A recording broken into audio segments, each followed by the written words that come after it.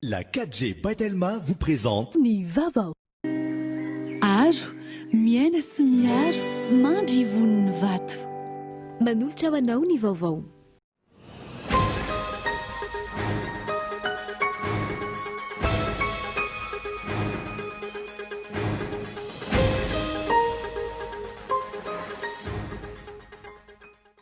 Nanambara ny HCC fa mifanaraka amin'ny lalam-pandroana ny lalàna momba ny recouvrement des avoirs illicites izay nondraisin'ny fanjakana malagasy. Midika izany fa azo ampiarina avy hatrany ity lalàna ity. Sakana amin'ny fampiroboroboana ny sehatra ara-barotra any amin'ny faritra atsimo ny faratsiany lalana amin'ny lalam-pirenena fahatelo ambin'ny folo. Miteraka fanantenana ho an'ny mponina voakasika kosa ny tetikasan'ny fitondram-panjakana misahana ny fanamboarana izany. Maresaka resam-pirenena any Afghanistan, 700 no maty ary 100 maro no naratra vokatry ny fipoahana fiara izay voasesika bomba tany an-toerana. Ny fanjakana Libanais no nanambara fa ho tompon'antoka amin'izao fipoahana izao. Ny andindindreo avy hatrany.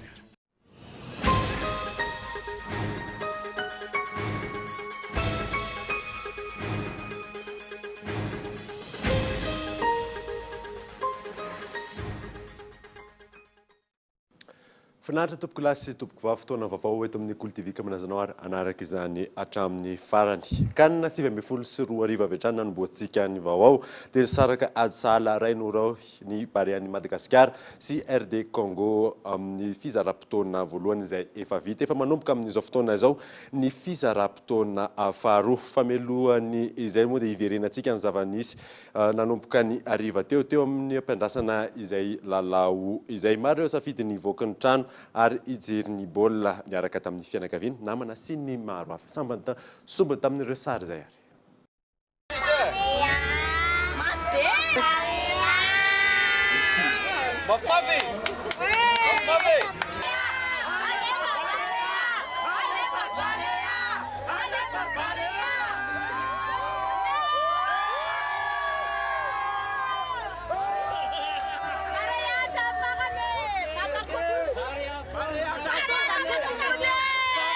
Ny dingana efa vitan'ny ekipa pirenena malagasy dia tsara daholo ny vokatra azontsika ary tsika tonga hatramin'ny farany raha fahaizan'ny ekipa pirenena dia tena manana teknika avo lentsika malagasy. Alefa Barea ny vokatra azo tsy maintsy maresitsika androany ary ampiovany amin'ny malagasy mihitsy. Tsy maintsy maresitsika androany tonga hatramin'ny tandona hatramin'ny farany. Alefa Barea ary miraro soa tsika malagasy rehetrarehetra. Alefa Barea!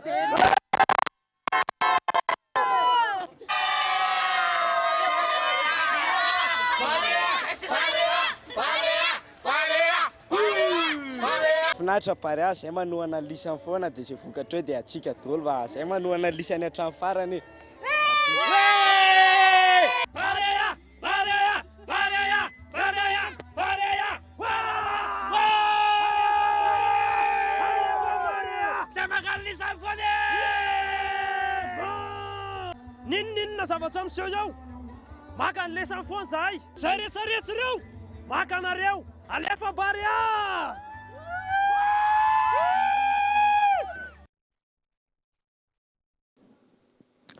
Alefa Barea no malaza ankehitriny sambany tokoa teo amin'ny tantaran'ny baolina kitra malagasy. Nisy ny fiatanana-po iraisan'ny rehetra toy izao. Alefa Madagasikara amin'ny raharaham-pirenena sy fampandrosoana ihany koa ny tokony ifantohan'ny rehetra toy ny Alefa Barea amin'izao dia ho fakataka aty Afrika Madagasikara afaka fotoana foina tsy prinzary.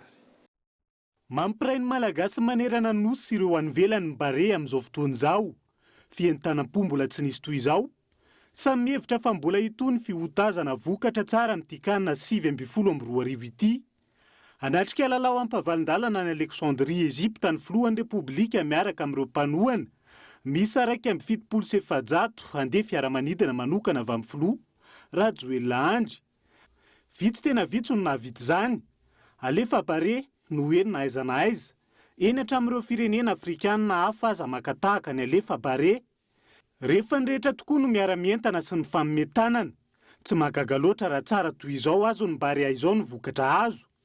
Alefa Madagasikara amin'ny raharaham-pirenena sy ny fampandrosoana lovain-jafy ihany koa. No ilaina ny fifanomezan-tanana sy ny fifanotrona ny rehetra toy izao Alefa Barea izao. Dia ho sangany amin'ny fisandratana aty Afrika i Madagasikara ka ho fakatahaka amin'izay atao. Pirofray amin'izany ny asa fanatsarana ny tanàna eny Tsaramasay Akorondrano. Dedikasan'ny filohan'ny Repoblika niarany Salah amin'ireo mpiara-mombonantoka, izay nahazo fankasitrahana manokana avy amin'ny filohan'ny Banky Afrikanina ho an'ny fampandrosoana. Zay ny amin'iny fananambarany ny HCC fa mifanaraka amin'ny lalam-pandrenana ny lalàna momban'ireo couvrement des avoirs illicites izay noraisin'ny fanjakana malagasy midika izany fa azo ampiarina avy hatrany ity lalàna ity. Rarisonamondry. Nambarany fitsarana avy momba ny lalam-pandrenana fa mifanaraka amin'ny lalam-pandrenan'ny Repoblika faefatra Madagasikara. Ny didy tsy volana laharana fa 7.4 tsipika aotra 5.10. Momba ny famerenana ireo fananana azo tsy misy fototra mazava na ny recouvrement des avoirs illicites. Ny ambara ho fananana azo tsy misy fototra mazava ao amin'ity didy tsy volana ity dia ireo fananana azo avy amin'ny fananana tapahefana na ny fanodikodonana ny volam-bahoaka na ihany koa fananana azo avy tamin'ny fanaovana kolikoly. Efa nitapaky ny taona 7.4 ity lalàna momba ny famerenana ireo fananana azo tsy misy fototra mazava ity no efa tao amin'ny anteny meram-pirenena. Saingy tsy noheverindreo solombavam-baoaka tamin'izany fotoana izany ho zava-dehibe ny fandaniana azy. Amin'izao fitondrana malagasy izay miady amin'ny kolikoly sy mampiatra ny fampiarana amin'ny fanjakana tan-dalàna izao no nandraisan'ny filohan'ny Repoblika fanapa-kevitra hamoaka didy tsy volana hampanan-kery ka ahafahana mampiatra ity lalàna momba ny famerenana ireo fananana azo tsy misy fototra mazava ity. Taoriana moa amin'ny fitsarana avy momba lalam-pandrenana fa mifanaraka amin'ny lalam-pandrenana ity didy tsy volana ity dia midika izany fa azo ampiarina avy hatrany ity lalàna momba ny famerenana ireo fananana azo tsy misy fototra mazava ity. Fasakana amin'ny fampiroboroboana ny sehatra arabaritra any amin'ny fatra atsimon'ny ny faratsin'ny lalana ny lalam-pirenena faha-13. Miteraka fanantenana ho an'ny mponina voakasika kosa ny tetikasan'ny fitondram-panjakana misana izay fanamboarana izay miantarandriana. Santionany amin'ny faratsiny lalana aty amin'ny lalam-pirenena faha-13 izao. Raha toa ka fiara tsy mataho-dalana sy fiara vaventy ihany no afaka amin'ny lalana rehefa hitany. Tsy tonga ny fiara izany rehefa misesy ny rotsak'orana. Natilo rasirasy aloha izy. Zay miala avy eto Tsimbe makany Majunga. Lalana rasy moa zany miala avy eto Bovombe mandra-pahatonga eny Ikiosy, eny 13. Raha miala maraina Ikiosy zao zay nefa lalana tokony vita adiny enina zany taloha nefa zao tsy vitanay adiny enina tsony fa ndray andro. Ary aloha dia tsy tafatsony raha olona tsy salama mandeha dia efa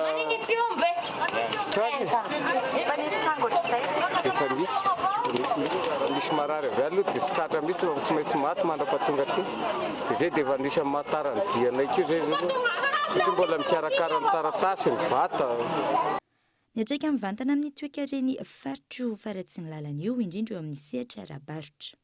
Amin'izao kosa nefa zany mandeha tsy ampy ihany mandeha ila izy satria tapitra hatreo Fort Dauphin zany le entana dia mba misy velom-panantenana kosa amin'izao satria ho vita le lalana RN12 sy RN13 izay ho amboariny ao anatin'ny tetikasa ny fitondram-panjakana amin'izao dia amin'izay fotoana izay zany misitraka n'le seranatsambo daholo iny olona rehetra amin'ny faritra Atsimila izany dia anisany tanjony dia mba isiny désenclavement an'iny zone sud de Madagasikara iny. Raha tsy ivona efa misy ny tetikasa fanamboarana ny lalam-pirenena faha-13 ampandalana amin'ny RN13 iny izany hoe ny lalana mampitoy any Ambovombe Androy no vinavinaina iantomboka amin'ity taona ity ny fanamboarana azy. Tonga tamin'ny fotoanany dokavarotra isika aoriana izay ny atatsika makasika ny aisoratra malagasy eo ihany koa ny makasika ny hosodoko malagasy rehefa avy eo ary.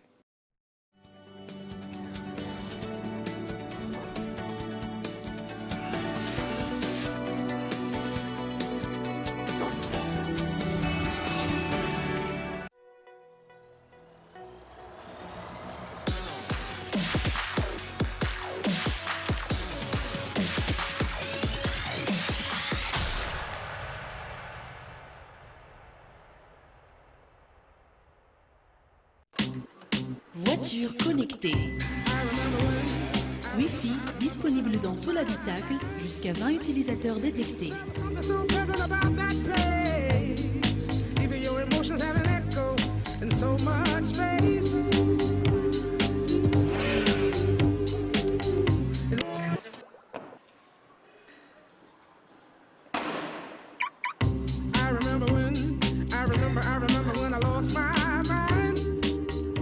votre réseau Wi-Fi partout où vous êtes avec la Wingle by Telma. Rendez-vous en Telma Shop. Le réseau 4G numéro 1 vraiment partout à Madagascar, c'est Telma.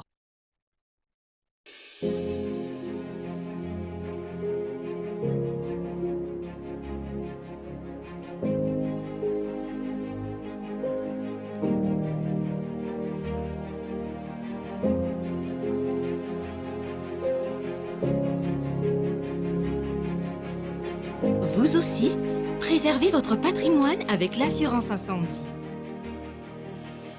Art, vivre et entreprendre en toute sérénité.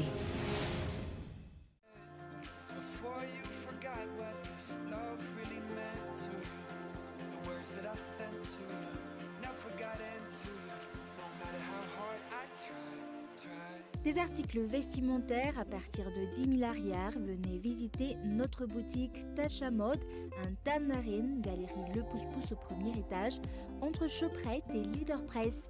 Avec Tacha Mode, on s'habille autrement.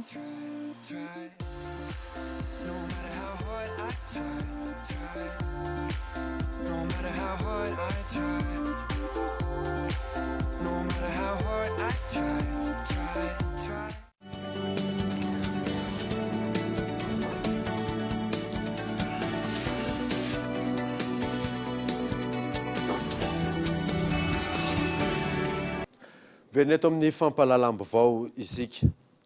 Tokony ampifanarahana amin'ny vaninandro sy ny fivoaran'ny teknôlôjia ny aingam-panahy amin'ny famoronana aisoratra ankehitriny. Mijanona ho sakana nefa ny tsy fihezana ny teny malagasy sy ny mahakanto ny sangan'asa Yves Richard.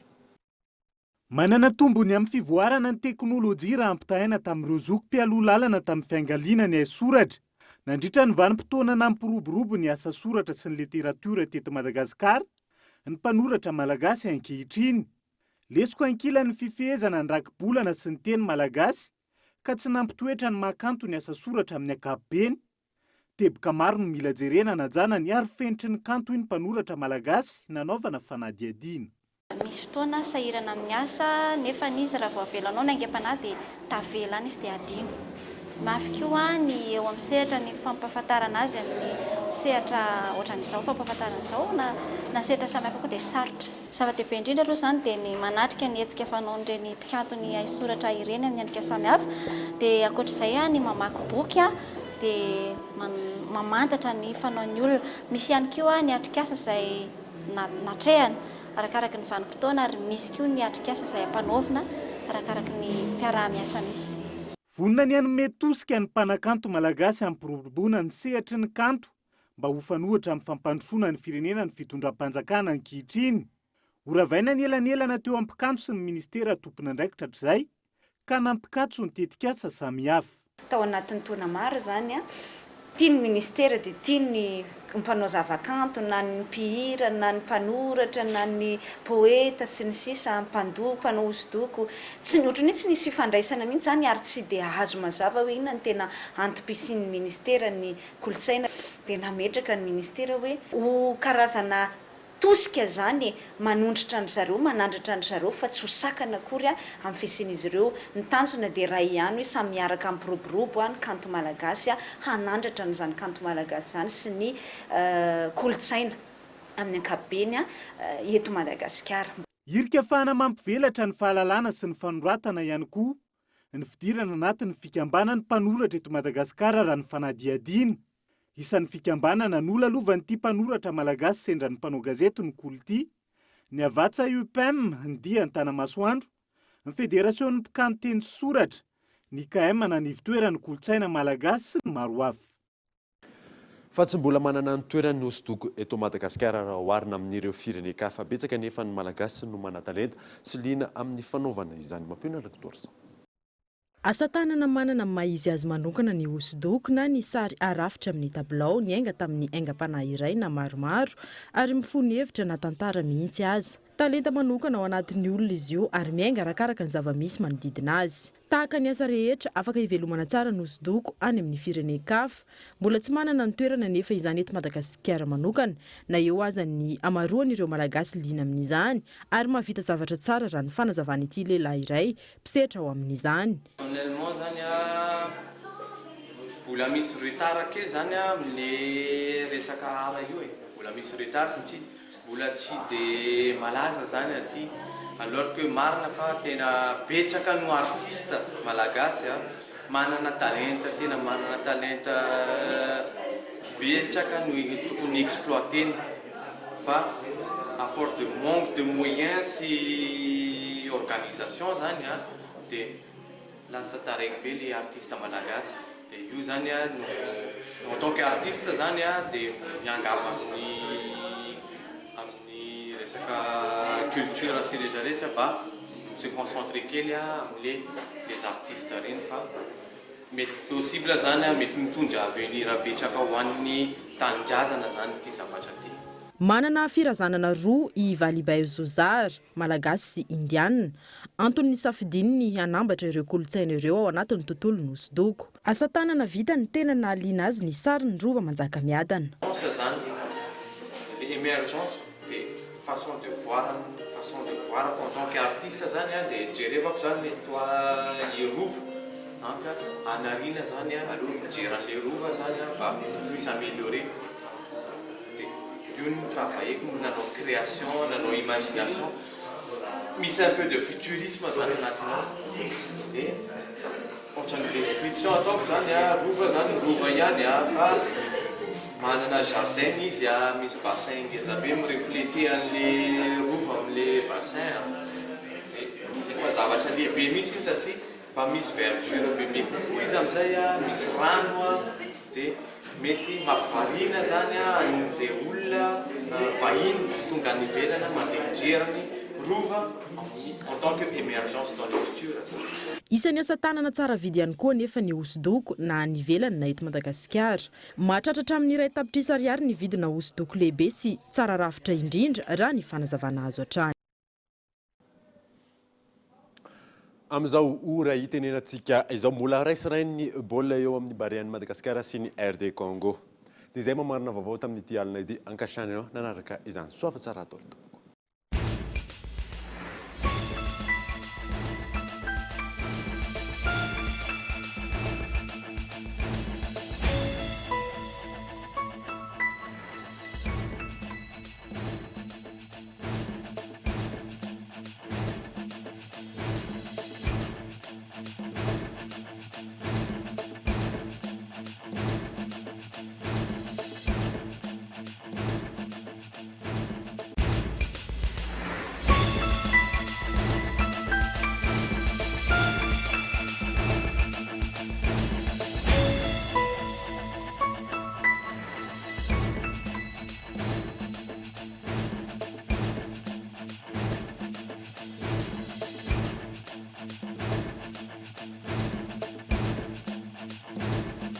Le journal vous a été présenté par Aro, miaina sy miaro, mandrivon'ny vato. La 4G by Telma vous a présenté Ni Vavao.